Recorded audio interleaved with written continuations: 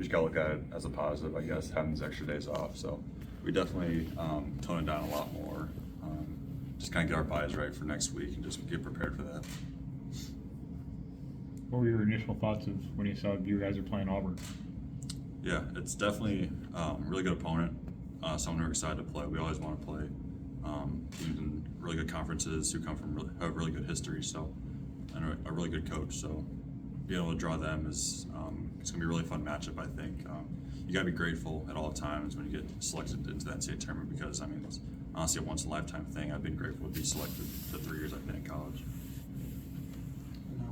It's almost like you guys have a road warrior mentality, considering Auburn's campus is, I think, 2 hours from where you guys are going to be playing at.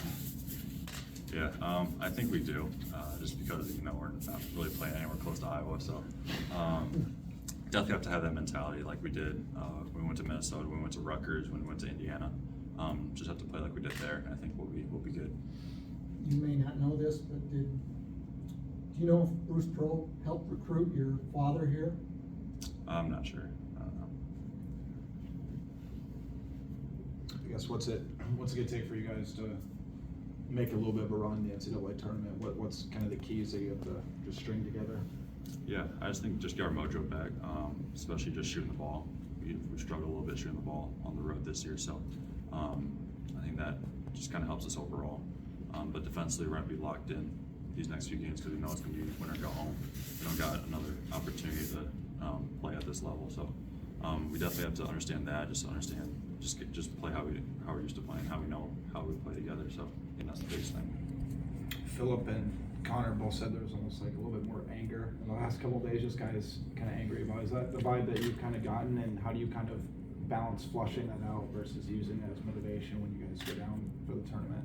Yeah, I just think a lot of guys weren't happy with just our overall performance in the Big Ten tournament and this last week, I'd say so. So I think we just gotta take that anger out next week, both sides of the ball. I think our captains are doing a great job of doing that. I think everyone's playing with a little bit of chip on their shoulder these last few days. We've been talking about it. It's time to put into action. How would you compare like how you went, your mentality going into the game at Indiana, let's say, versus maybe the Nebraska home game or the Ohio State game when you're heavy favorites?